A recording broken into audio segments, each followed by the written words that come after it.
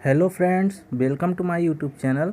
दोस्तों, आज के वीडियो के अंदर मैं आपके लिए लाया हूँ जनरल साइंस के क्वेश्चन और जनरल साइंस के 20 क्वेश्चंस करेंगे दोस्तों विथ एक्स्ट्रा फैक्ट के साथ। दोस्तों, आज की वीडियो है मेरे 7 नंबर की वीडियो है। ठीक है, इससे पहले मैं 6 पार्ट में वीडियो दिया हूँ जिसमें 120 क्वेश्चन मैं आज करा चुका हूँ। ठीक है, तो दोस्तों स्टार्ट करेंगे आज के 121 से लेकर 140 तक के क्वेश्चंस विथ एक्स्ट्रा फैक्ट के साथ। यदि आप चैनल पर नए हैं दोस्तों तो आप चैनल सब्सक्राइब कर लीजिए। डेली ऑन क्लासेस आपको जीके, जीएस, मैथ, इंग्लिश की क्लासेस मिलेंगी चैनल पे। दोस्तों, आउट ऑफ 20 आपको कितने क्वेश्चन बन रहे थे आज की वीडियो में कमेंट बॉक्स में ज़रूर बताइएगा। स्टार्ट करते हैं पहला क्वेश्चन। क्वेश्चन नंबर फर्स्ट है दोस्तों, लिटमस पेपर को निम्न में से किससे बनाया जाता है। ठीक है, क्वेश्चन दिया हुआ है लिटमस पेपर को निम्न में से किससे बनाया जाता है। राइट आंसर हो जाएगा दोस्तों आपका ऑप्शन नंबर ए, लाइकेन से। ठीक है दोस्तों, लाइकेन से बनाया जाता है लिटमस पेपर को। लाइकेन क्या है दोस्तों, एक सहजीवी पौधा है। ठीक है, सहजीवी जीव है, पौधा है, जो भी कह लें आप, क्योंकि यह जो है दो पौधों से मिलकर बना होता है। ठीक है, एक होता है शैवाल, ठीक है, एक होता है शैवाल प्लस कवक। शैवाल और कवक से मिलकर बना होता है ये लाइकेन, और लाइकेन से प्राप्त होता है लिटमस पेपर।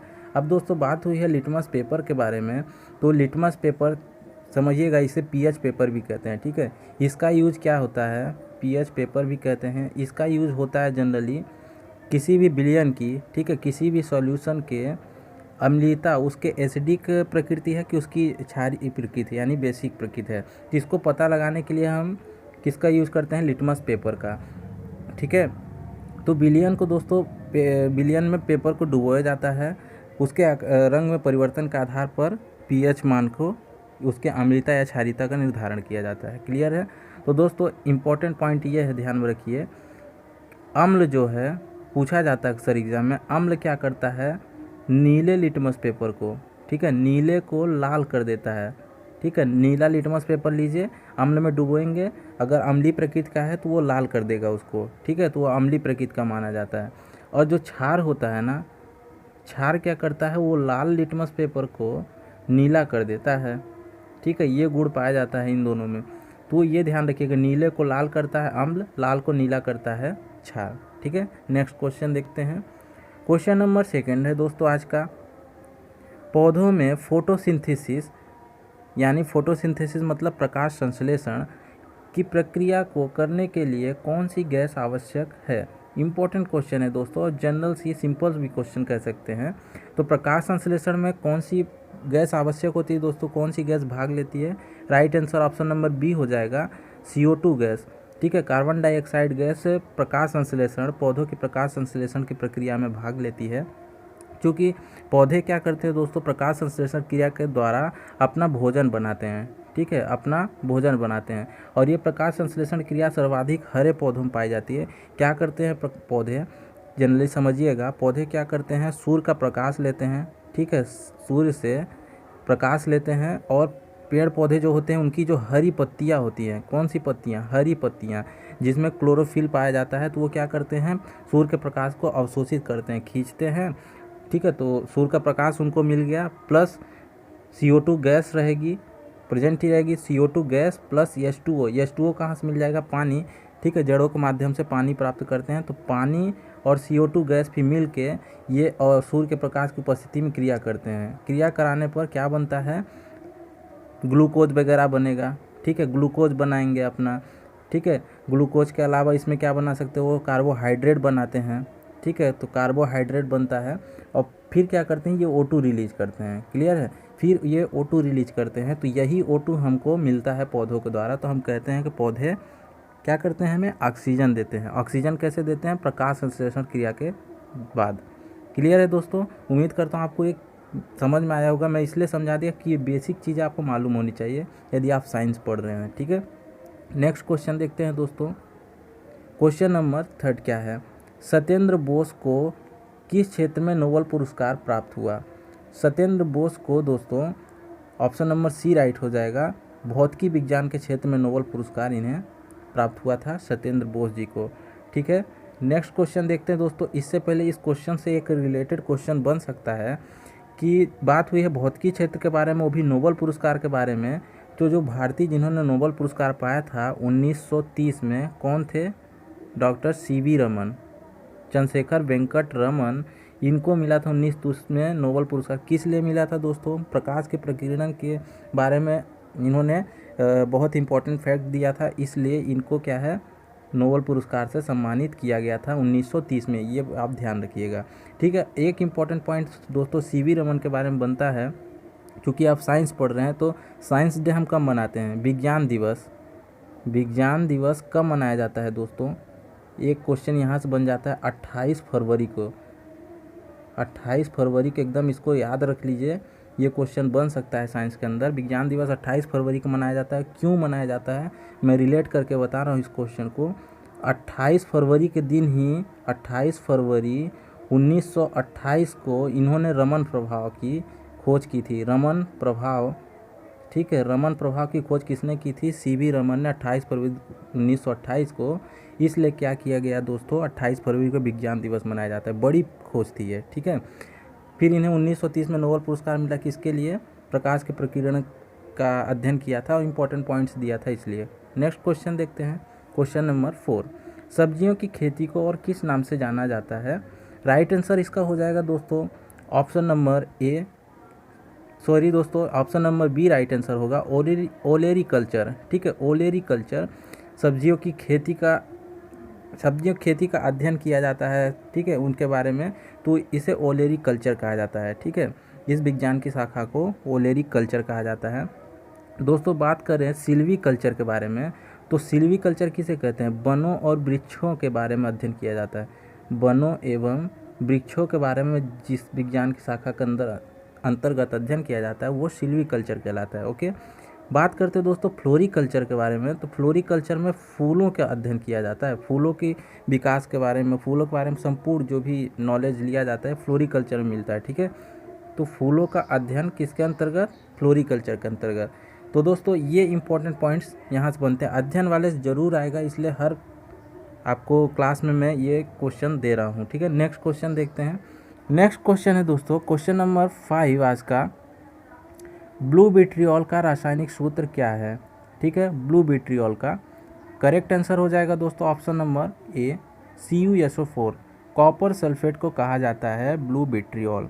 दोस्तों एक्स्ट्रा क्वेश्चन इसमें बनता है, अभी ब्लू विट्रियोल पूछा गया है ना, पूछता है रेड विट्रियोल किसको बोलते हैं, पूछा जा सकता है ग्रीन विट्रियोल किसको बोलते हैं, और एक बनता है वाइट विट्रियोल। ये 4 होते हैं, ठीक है। चलिए इनके बारे में देख लेते हैं। रेड विट्रियोल दोस्तों बोला जाता है कोबाल्ट सल्फेट को, कोबाल्ट सल्फेट को बोला जाता है रेड विट्रियोल। ग्रीन विट्रियोल पूछ ले तो राइट आंसर आपको करना है FeSO4 वाला, फेरस सल्फेट को, ठीक है। वाइट विट्रियोल पूछ ले दोस्तों, राइट आंसर ZnSO4 हो जाएगा, यानी जिंक सल्फेट को, ठीक है। अब इसको थोड़ा यहाँ समझिएगा, विट्रियोल जो शब्द यूज़ है ना, विट्रियोल ये पहले क्या है सल्फेट आयन के लिए उपयोग किया जाने वाला शब्द था विट्रियोल, ठीक है। तो इसलिए ये नाम पड़े हैं और इनको ध्यान में रखिएगा। नेक्स्ट क्वेश्चन देखिए, क्वेश्चन नंबर 6 है, विटामिन सी का रासायनिक नाम क्या है?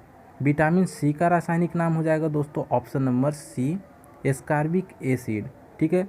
दोस्तों मैं केमिकल नेम विटामिन के बारे में पिछले कई वीडियो से आपको बता रहा हूँ, क्योंकि यहाँ से क्वेश्चन बनते हैं। केमिकल नेम विटामिन का पूछा जा सकता है, उनसे होने वाले रोग पूछा जा सकता है, ठीक है। तो इन्हें ध्यान में रखिए। चलिए एक बार फिर से रिवीजन करते हैं। विटामिन सी का केमिकल नेम एस्कॉर्बिक एसिड हो गया। बात हुई है यहाँ रेटिनॉल की। रेटिनॉल विटामिन ए का रासायनिक नाम है, ठीक है। और विटामिन ए की कमी से कौन सा रोग होता है दोस्तों?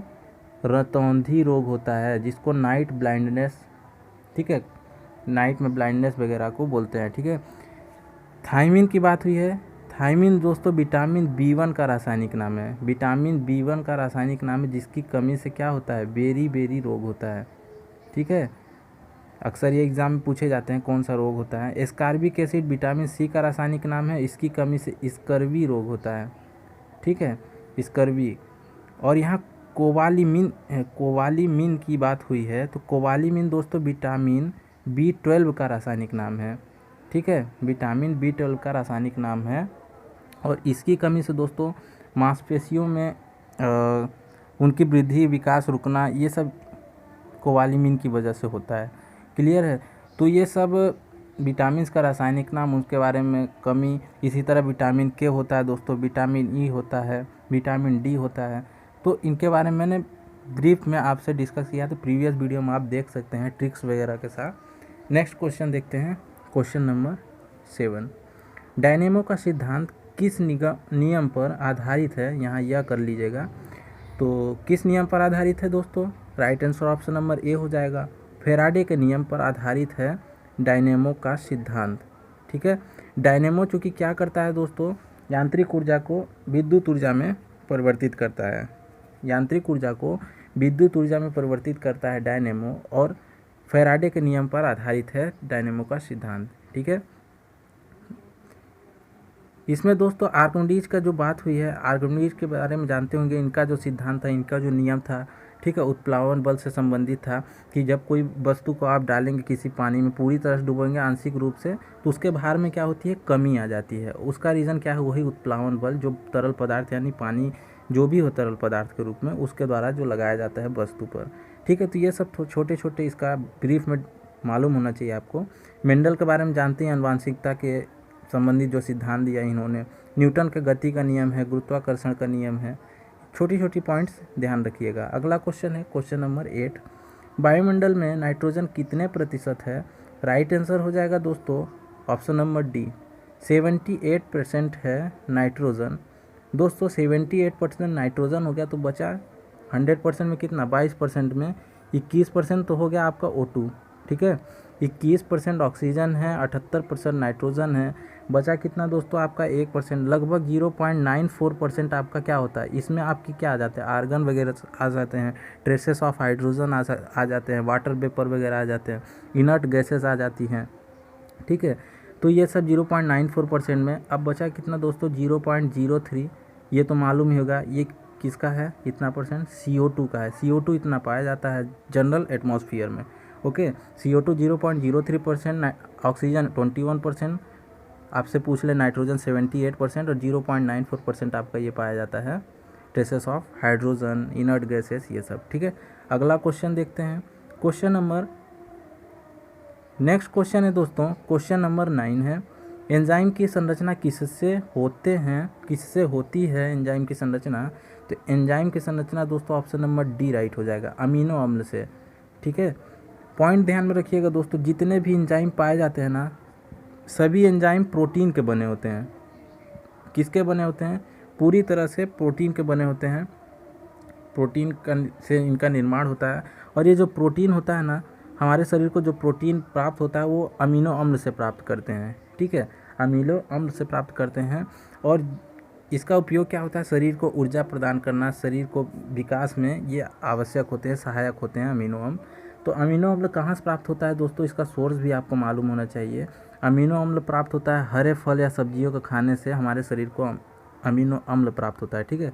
हरे सब्जियों को खाने से, लिख देता हूँ, इसका स्रोत जानना चाहिए आपको।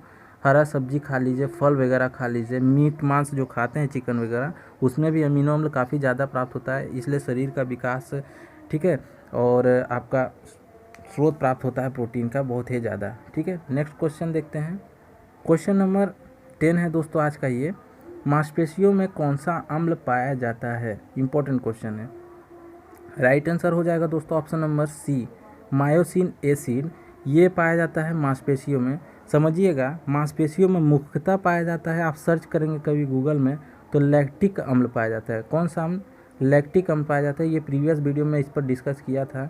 लैक्टिक अम्ल मुख्यतः मांसपेशियों में पाया जाता है। कब? जब मांसपेशियों में ऐंठन वगैरह होता है ना दोस्तों, ऐंठन वगैरह, तब अमीनो अम्ल स्त्रावित होता है, अमीनो अम्ल बनता है। क्लियर है यहाँ तक दोस्तों? मायोसिन एसिड की यहाँ बात हुई है, तो मायोसिन एसिड नहीं है, मुख्यतः ये क्या है, एक प्रोटीन है।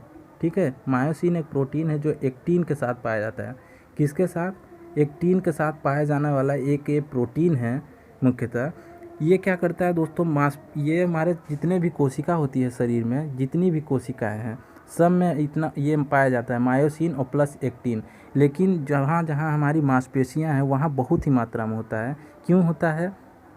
जब हमारे पेशी में, ठीक है, संकुचनशील होते हैं, जितने भी ये मायोसिन एसिड हैं, मायोसिन प्रोटीन प्लस एक्टिन, ये मांसपेशियों में पाया जाता है और ये संकुचनशील होते हैं। तो हमारे शरीर को वर्क करने के लिए, अंगों को गति कराने के लिए ये मायोसिन और एक्टिन काम करते हैं, ठीक है, चूँकि ये मांसपेशियों में पाए जाते हैं।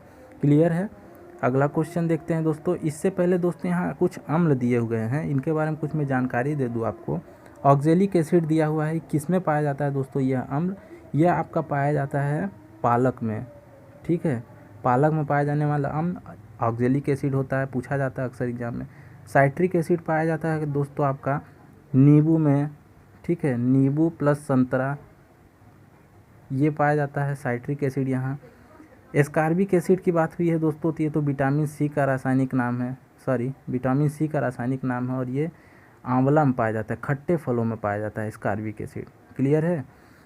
इसी तरह दोस्तों बहुत से एसिड हैं, जैसे आपका लैक्टिक एसिड है, दूध में पाया जाता है, मेलिक अम्ल है, चाय में पाया जाता है, ठीक है, मेलिक एसिड आपका सेब में पाया जाता है, ध्यान से मेरे उतर रहा था, मेलिक एसिड आपका सेब में पाया जाता है। और एक एसिड है, अभी हमने बात की थी टेनिक एसिड चाय में पाया जाता है, ठीक है, ये दो भी पूछे जाते हैं अक्सर। अगला क्वेश्चन देखते हैं। नेक्स्ट क्वेश्चन है दोस्तों क्वेश्चन नंबर 131 यानी आज का 11वां नंबर क्वेश्चन। बाल किस प्रोटीन से मिलकर बना होता है? राइट आंसर हो जाएगा दोस्तों ऑप्शन नंबर ए, केरोटीन प्रोटीन से मिलकर बना होता है बाल, ठीक है, उसके लटों को मजबूती प्रदान करता है केरोटीन। केरोटीन की बात हुई है दोस्तों, केरोटीन मुख्यतः कहाँ पाया जाता है? यह प्रोटीन यह पाया जाता है दूध में, ठीक है, दूध में पाया जाता है। दूध में पीलापन केरोटीन के कारण ही आता है। क्लियर है, ये ध्यान रखिएगा। लाइकोपिन की बात हुई है दोस्तों, लाइकोपिन से ध्यान रखिएगा, लाइकोपिन जितनी भी फल और सब्जियां का लाल रंग होता है, लाल रंग का कारण क्या है? लाइकोपिन ही है। किसमें? फलों और सब्जियों का, फलों प्लस सब्जी का लाल रंग होना लाइकोपिन के कारण होता है, ठीक है। अगला क्वेश्चन है, क्वेश्चन नंबर 12 नंबर है आज का। मानव शरीर की सबसे बड़ी ग्रंथि कौन सी होती है? मानव शरीर की सबसे बड़ी ग्रंथि है दोस्तों ऑप्शन नंबर बी राइट हो जाएगा, यकृत। यकृत मानव शरीर की सबसे बड़ी ग्रंथि है। दूसरी सबसे बड़ी ग्रंथि की बात कर ले दोस्तों, दूसरी सबसे बड़ी की ग्रंथि अग्नाशय हो जाएगा राइट आंसर। क्लियर है। दोस्तों, यहाँ थायराइड की बात हुई है। थायराइड ग्रंथि जो है दोस्तों ये सबसे बड़ी अंतःस्रावी ग्रंथि है। सबसे बड़ी कैसी ग्रंथि है? अंतःस्रावी ग्रंथि है, ठीक है। सबसे बड़ी अंतःस्रावी ग्रंथि थायराइड हो गया दोस्तों। यहाँ सबसे बड़ी ग्रंथि पूछा है तो हमने यकृत सही कर दिया, ऑप्शन नंबर बी राइट सही है, ठीक है। यदि यहाँ बात कर लेता सबसे छोटी ग्रंथि कौन सी है शरीर की, तो राइट आंसर हो जाता दोस्तों पीनियल। पीनियल जो है ये आपका पाया जाता है मस्तिष्क के केंद्र में स्थित होता है, ठीक है, ये ग्रंथि सबसे छोटी होती है। ओके, अगला क्वेश्चन है क्वेश्चन नंबर 13 आज का। पित्त रस का निर्माण शरीर के किस भाग में होता है दोस्तों? पित्त रस का निर्माण, तो राइट आंसर ए मत कर दीजिएगा, ठीक है, ऑप्शन इसका सी राइट होगा, ठीक है। यकृत में पित्त रस का निर्माण होता है जिसे लीवर कहते हैं, ठीक है। तो पित्तरस का निर्माण दोस्तों चूँकि यकृत में होता है, लेकिन यकृत के दाहिने में यहाँ जो है लगभग दाहिने भाग के नीचे पाया जाता है आपका पित्ताशय, ठीक है। पित्ताशय होता है किस आकार का होता है दोस्तों? ये ध्यान रखिएगा, नाशपाती के आकार का होता है पित्ताशय। और यहाँ क्या होता है, जैसे ही लीवर से बना पित्तरस, ठीक है, पित्तरस कहाँ से बना? लीवर से बना। लीवर से बनने के बाद वो कहाँ एकत्रित होता है? संकेंद्रित हो जाता है पित्ताशय में, ठीक है। पित्ताशय में संकेंद्रित होने के बाद फिर भोजन के पाचन के लिए यहाँ से पित्तरस प्राप्त होता है शरीर को। क्लियर है दोस्तों। नेक्स्ट क्वेश्चन देखते हैं, क्वेश्चन नंबर 14 है आज का।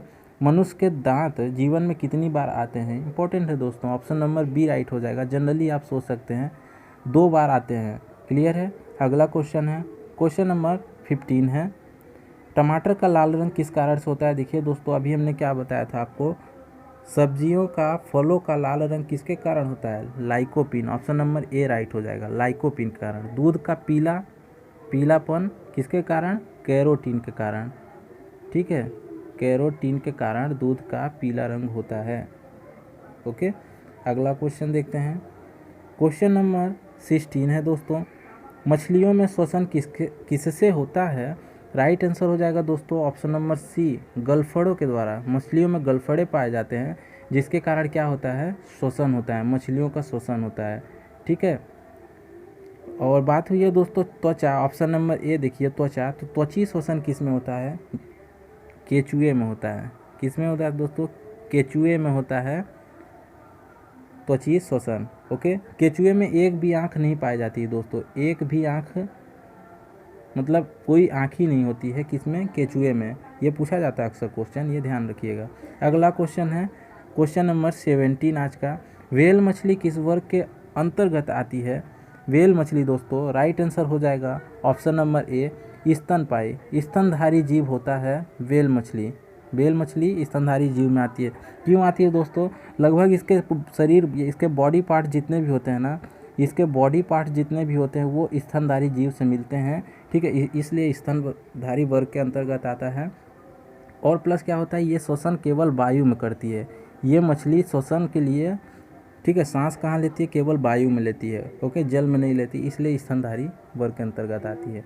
अगला क्वेश्चन है क्वेश्चन नंबर 18, विकासवाद का सिद्धांत किसने दिया।